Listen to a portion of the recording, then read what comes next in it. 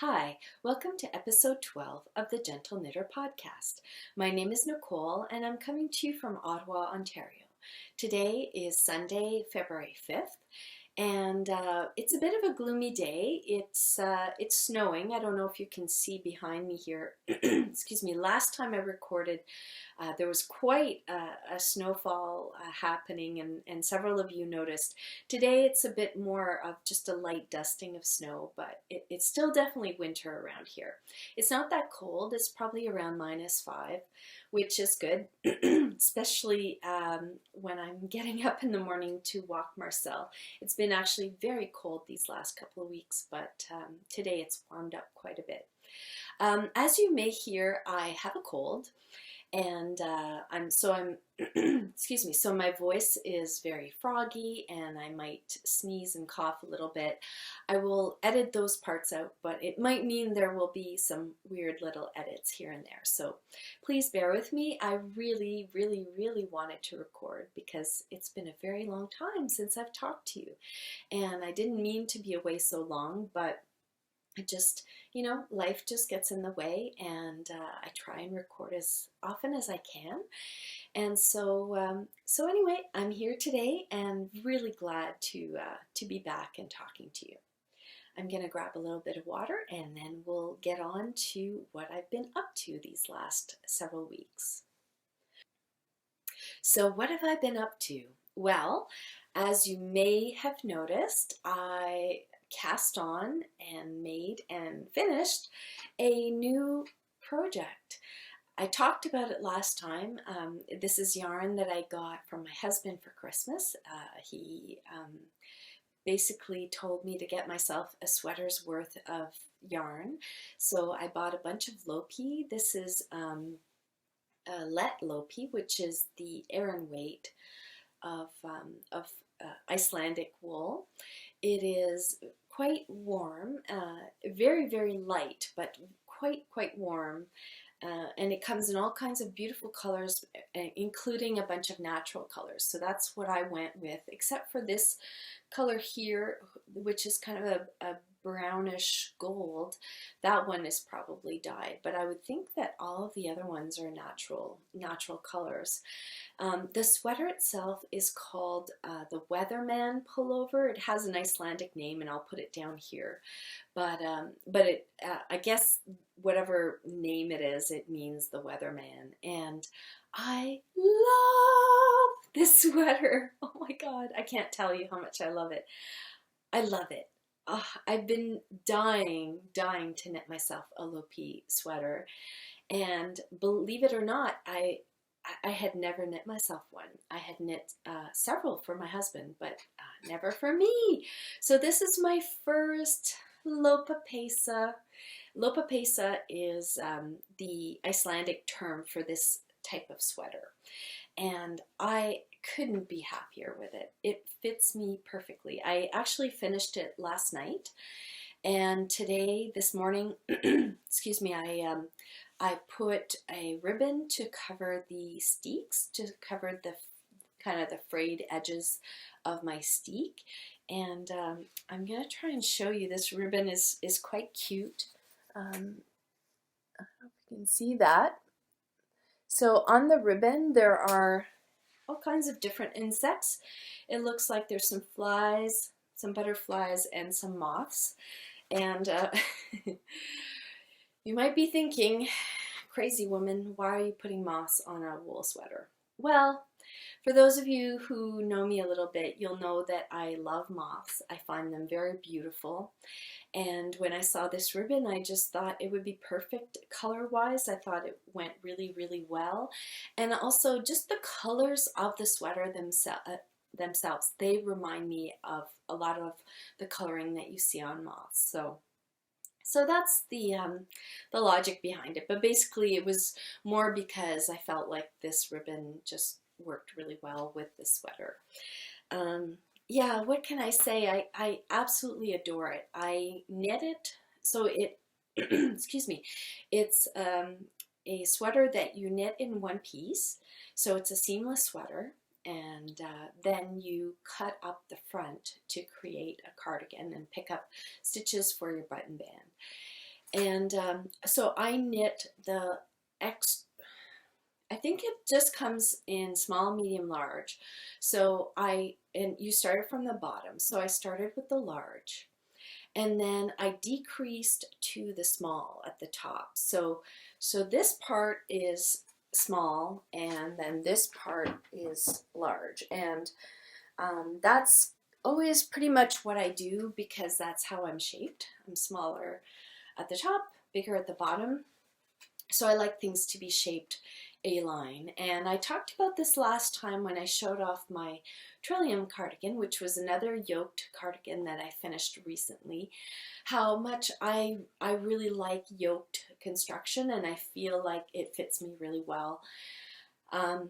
Just because I have that sort of smaller, that tent shape, and I find that it suits me well, and also it sits really well on my shoulders. It doesn't tend to fall off the way that raglan sleeves or raglan shoulders do. So super happy. The only modification I did other than making it a cardigan was and combining two sizes was to add some short rows to the back, because oftentimes with a yoke sweater, if you don't do that, you end up with the back of the neck is at the same height as the front.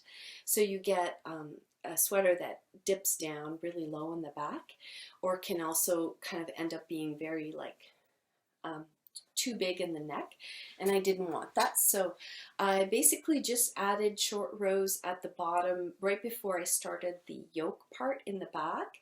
I added short rows, which are basically, for those of you who don't know what a short row is, it's a row that doesn't go all the full width of your garments. So in this case, because I was knitting a tube for the body, I did extra rows just on the back stitches, so between the two places where the armholes were. And basically, you know, I knit in the round to a certain length, and when I was getting ready to start the yoke, I did, I believe, 3 sets of short rows. So basically you knit to the point where you want to kind of stop that extra fabric, and then you turn around and you knit back to the other point of the back in my case, and you do that several times, and you do it kind of stepped so that you end up with the turning points are there are many different ways of dealing with that. If you just go back and forth, well, when you resume knitting in the round again, you would have holes. So you have to basically do a certain technique to close up those holes, basically joining where you've turned around and the stitches that are next to that. And the way I did it was with German short rows, and basically it's very difficult for me to explain to you verbally.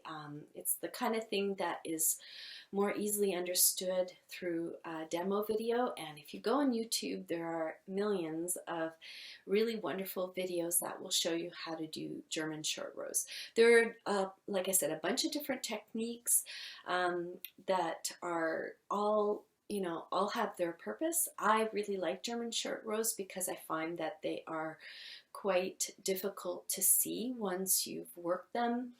They kind of disappear and don't. Sometimes with different techniques you might end up with a little blip where you can see where you did your short row. But with German short rows, I find that that's quite minimized. There's also another technique that I really like called Sunday short rows or Sundays short rows. I believe the person who invented that technique is Carol Sunday. I might be completely hallucinating from my cold meds. I'm not sure if I'm right on that. I will put the information at the bottom. But anyway, so those are the modifications I made. I knit the sweater on 5mm needles, except for the button band, all the cuffs and all that were knit in 4.5mm needles. But Yeah, I absolutely love it. I just think it is so beautiful. The pattern is gorgeous. I was not 100% sure about this band here when I started it. I had this color and I also had like a darker brown. And at first I was going to use the darker brown, but I really liked sort of having that little pop of this brighter like yellowy brown, goldish brown. So I decided to give that a try, and in the end I really love it. I think it just adds a little interest to this sweater that is that's different. But yeah, I think it turned out really beautiful. I haven't blocked it yet. I give it a very quick steam to just kind of even out the stitches, but I will block it, and I probably will end up putting a bit of conditioner in the water. This is something I often do with more prickly yarns. Is I will just dissolve you know, a couple of capfuls of conditioner in the water, in the soaking water, and that tends to soften things up a bit because you know, wool fiber is basically hair, and conditioner is known to soften hair. So I find that it does make a small difference. Now, I am not at all sensitive to prickly yarns. You might have noticed earlier I showed you I'm actually wearing a sleeveless dress underneath my sweater, and I'm totally fine. I find it very comfortable. I mean, I can feel it. I feel that it has a texture. It's not like, you know, superwash merino or cashmere. It does have it offers a bit of a sensation on the skin, but it's not one that I find unpleasant. And I also find that over time, as I wear a low-piece sweater, I'm not sure if it's my body heat warms up those fibers and it just becomes not as prickly. But that could just be my imagination, I'm not sure. Anyway, so that is my first finished object. I'm going to take a sip of water and clear my throat, and then we'll go on to the next finished object. So the next thing I've finished that I've talked about quite a lot is this beauty. It's my Dries shawl. And I had posted about it on Instagram that I had finished it several weeks ago, and I was going to podcast about it. And I just had a really hard time recording that episode. I kept having technical difficulties, and then I lost my light, and it just wasn't meant to be. But I have been wearing this pretty much nonstop since I finished it. It's been quite cold here, so it's been absolutely lovely to have. It's basically a gigantic garter blanket of happiness. And I just absolutely adore wearing this. It is so, so cozy. It reminds me a lot of the garter scarf, the blue one that I've talked about several times, and it wears in very similar way. I actually use this a lot when I'm sitting on the couch. I will drape it over my lap to keep me warm. And the yarn is held up really beautifully. I mean, it's a very, very soft, fine yarn, so you think it would pill a lot, but it really hasn't. It's fluffed up, but it's not really pilly. I don't know if you can see that. A few pills here and there, but really, it's held up really, really well to kind of a lot of, I won't say abuse, but a lot of handling. And so it's the Dries shawl by Melanie Berg. The yarn is Woolfolk Snow. I bought it at Rhinebeck. It was a complete splurge, quite expensive yarn. I will probably never get a chance to knit with it again, but it was so, so worth it, and I really love the finished product. I wear it a ton. So, yay for that. I'm going to take a little break and get some water, and then I will talk about a few acquisitions that I've made. So I've been trying not to buy too much yarn in the new year because well, let's face it, I have a gigantic stash. It's really out of control. And you know, frankly, I just don't need more yarn. But sometimes, you know, you see something and you just have to get it. This is a new yarn that came out several months ago now, and it's by Brooklyn Tweed, which I knit with a lot because I do sample knitting. I have not yet knit a sample in this yarn, so I just couldn't wait and was impatient and decided to order some from them.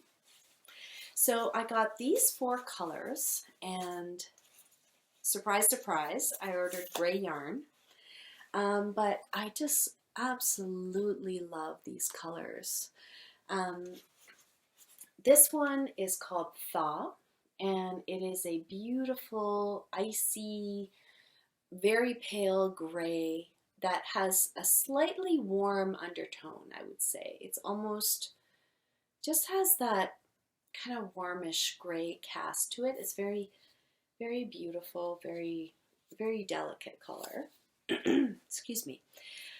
The next color I ordered is Driftwood, and this one is, it's again a warm gray, a pale, almost sandy kind of gray. Beautiful. The next one is Gale, and again, kind of a warm gray, darker, and I think goes really well with the other 3. And the last one I ordered is called Mirandy, and this is, it's gray, but it definitely has a purple, kind of a lavendery undertone to it. So it's a bit cooler. It's very beautiful, and I do like how it looks with the other colors. I'm not quite sure what I'm going to make with this. Some kind of either color work or ombre type of project. I've got, let's see, I've got 4 skeins, 145 yarns each. It's DK weight yarn. The type of fleece that they use is American Targhee, and it's grown in Montana and South Dakota. It is worsted spun, which means that the fibers are combed before they are spun.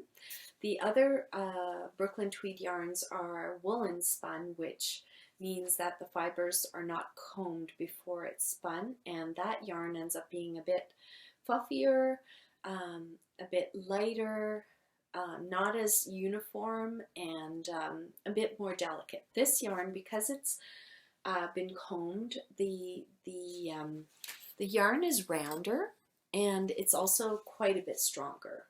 So unlike other yarns that they make, you can really pull on this yarn, and it doesn't, it isn't fragile the way some of the other Brooklyn Tweed yarn is. And I would say, to me, this feels a little light for a DK. I would almost, I don't know, it's a DK, but I mean, the gauge on the label is a DK gauge. I think you could use this if you had a pattern that called for sport weight. But anyway, I'm really excited to try it. I know other people have had only good things to say about it, so yeah, it's a really pretty yarn. I did buy another color, and I bought more than 1 skein of this. I actually bought a sweater's worth of this beautiful, beautiful color.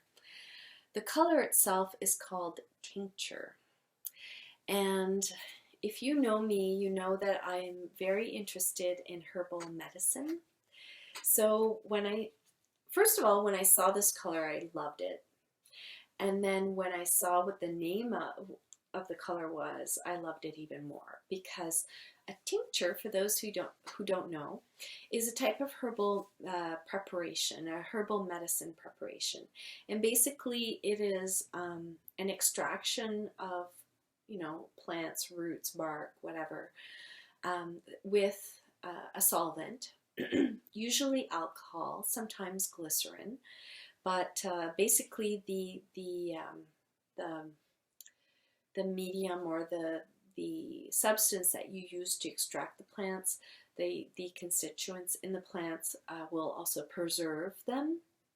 And so with tinctures, especially alcohol tinctures, the medicine lasts a very, very long time and it's very concentrated. So you usually would use a few drops of tincture, put it in a glass of water, drink it, and that's a way to take herbal medicine. And so anyway, so this is called tincture. It's a golden yellow that has a green undertone to it. And I absolutely love this color. Now it's blowing out. This is more true. It's really quite brilliant, warm. Oh, I love this color. So I bought a sweater's worth. I have no idea what pattern I'm going to use. I just had to have some of this in my life.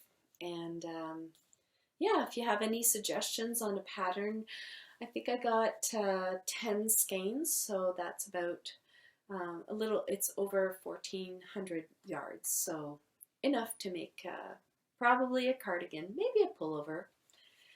I'm just so partial to cardigans. I just find they're very versatile. But anyway, so that is another acquisition. I probably won't be able to knit with this for quite a while because I have 2 samples on the go. So I will be quite busy with that in the next little while. The last acquisition that I wanted to talk about, I'm going to wrap up quickly because I'm really starting to feel like I'm losing my voice. But in the fall, I bought this beautiful book. It is called Knitting from the North by Hilary Grant.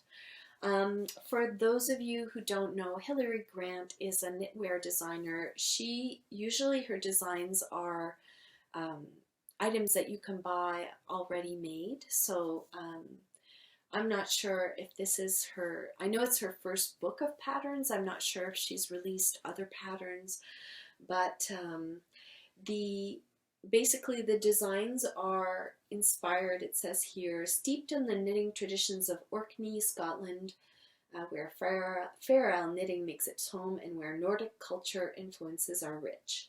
So there are patterns for hats, mittens, there's a couple of sweater patterns, there are several cowl patterns, and I really love this book. First of all, it is a beautiful object. The paper is really lovely. The quality of it is quite good. The photography is incredible. Let me show you. Let's see if I can find. First of all, there's like tons of pictures of the rugged landscape of Northern Europe. So, you have a lot of these kinds of photos of the ocean. There's photos of sheep. And then the designs are absolutely beautiful. You've got these beautiful fingerless mitts and that sweet hat. Just the styling of the book is really gorgeous. And I really, really love the designs. Here's, like I said, some sheep. Oh, this one. This, what is it called? Arrow Circle Scarf. Is like a cowl, and it has this arrow motif, and it actually reminds me a lot of my sweater, which also has an arrow motif. But I really love that design. They're really fun because they're quite simple, pretty much always 2-color design. They're very graphic, but just so beautiful, so well done. I love that hat and the grays. Actually, I wonder what weight yarn. It's in Spindrift, which is actually pretty much the same weight as the Brooklyn Tweed Arbor. Although for this type of knitting, I really do like using that traditional fuzzy yarn. But anyway, we'll see. These mittens are really pretty. Just a better picture of them here, with the simple triangle. If you like that style, the very graphic, but still very simple design, Scandinavian design style, you will love this book. I haven't knit from it yet, so I can't talk about the quality of the pattern writing, although just having glanced quickly, it does look good. I will say, I'm not seeing schematics. No, there are no schematics. So for the, especially for the sweaters, I find having a schematic is basically a line drawing of a garment with all the measurements. So like how, you know, how wide the neck is, how long the body is, the sleeves, that kind of thing.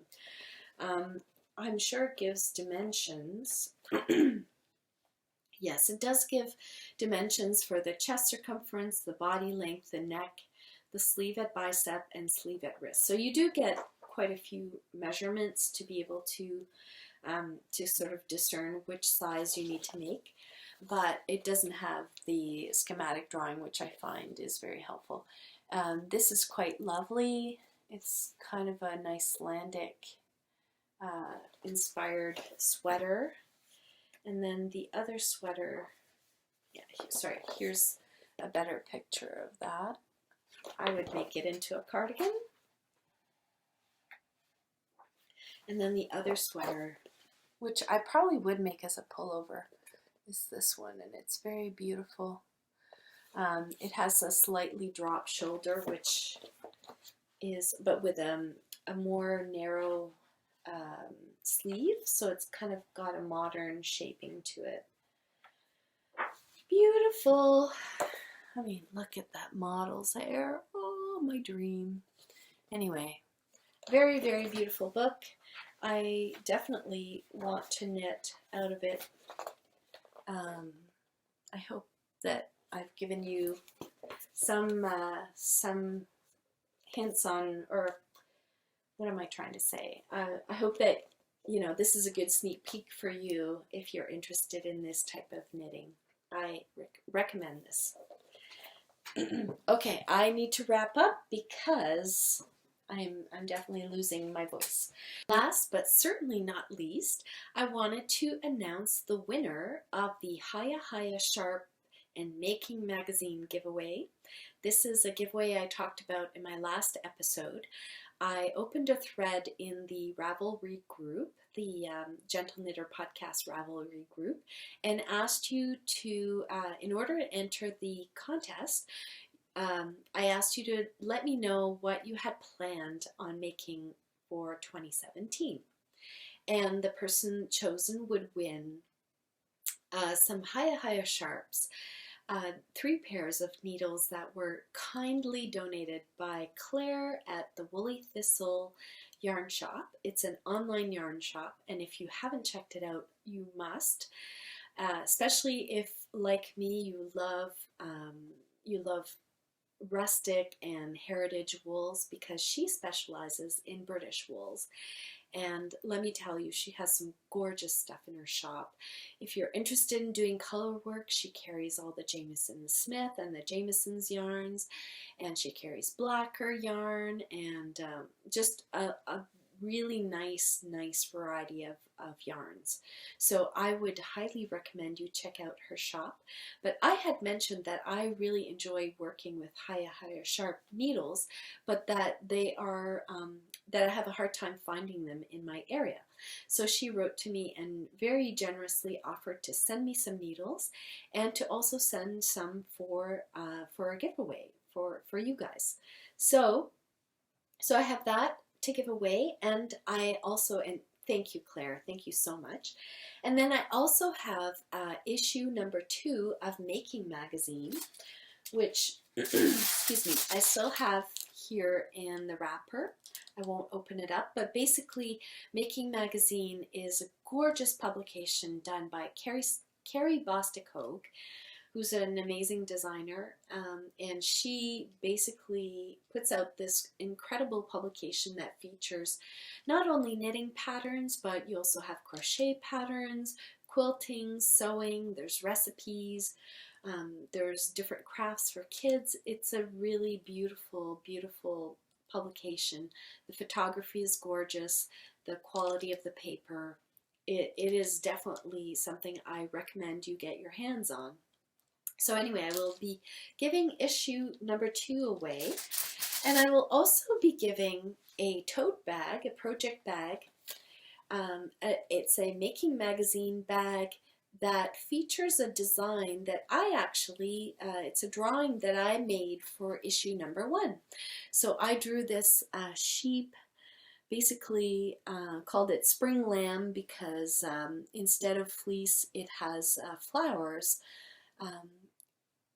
as its hair, as its fleece, because the issue number 1, the theme of the issue was flora. So so that's a little design that I made for the magazine, and Carrie put it on a project bag. So I will be giving away one of these bags along with the needles and the magazine. So we got tons of entries, 385, which completely blew me away. And it was so lovely to hear from all of you. The prompt for the giveaway was, let me know what you are planning on making in 2017. And so I got a number from a random number generator, and it's number 119, and the Ravelry, person who won, her Ravelry name is Lucy Lichtblau, and so I'm assuming, Lucy, that's your name is Lucy. She writes, "Hey out there, there's a lot of knitting on my mind these days, but the first thing that I want to knit in 2017 are, number 1, a yarn sweater for my boyfriend, black for the body that fades into a bright red." And it is a really gorgeous lopi pattern. Sorry for the rainbow screen there. I'm not sure why it's doing that. But it's a really, really beautiful lopi, a lopa pesa. And oh, I love that pattern. It's really beautiful. And it's Jon. I think it's pronounced Yon. Number 2, she writes, the Siri cardigan by Linnea Oman for me. And this is a cardigan that I actually really want to knit too. Let's see if I can show it to you. Yeah, it's hard for you to see, but it's a yoked cardigan that has kind of like these diamond motifs, very simple. Sarah from Fiber Trek just knit this, and she wore it on her last episode. If you don't watch Fiber Trek, definitely check that podcast out. If like me, you like natural wools, a lot of gray, a lot of rustic designs and yarns, you'll love Sarah. She's so knowledgeable about different breeds, and we have been communicating quite a bit.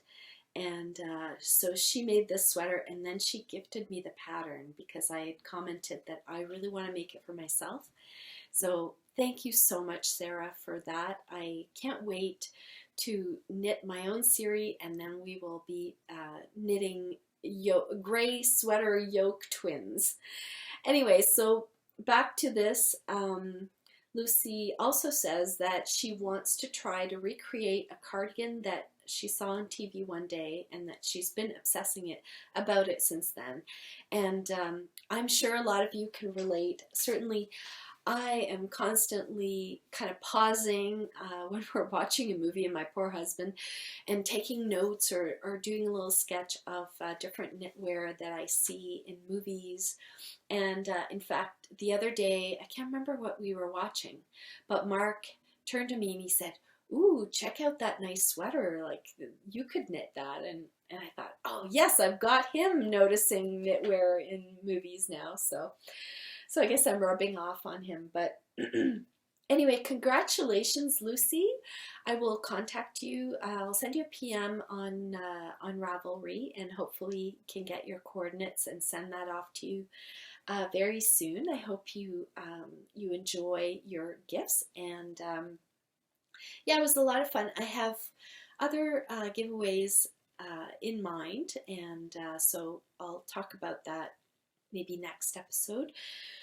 But for now, I think that's going to be it for me because I feel like I really am starting to lose my energy and my voice, and I think I should go lie down.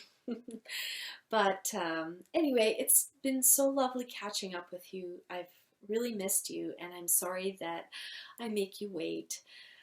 I get so many lovely comments, and a lot of you tell me how impatient you are and how much you look forward to new episodes. And I wish I could do it more often, but basically, I because I love it. I love talking to you. I love showing you what I'm working on and sharing with you all the woolly goodness in my life.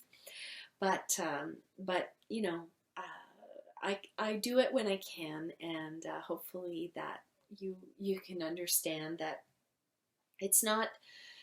It is a lot of work to kind of get everything ready and setting up the camera and having the right conditions, the right light conditions, and certainly I don't. Mine is not perfect, and I don't always have those optimal conditions, but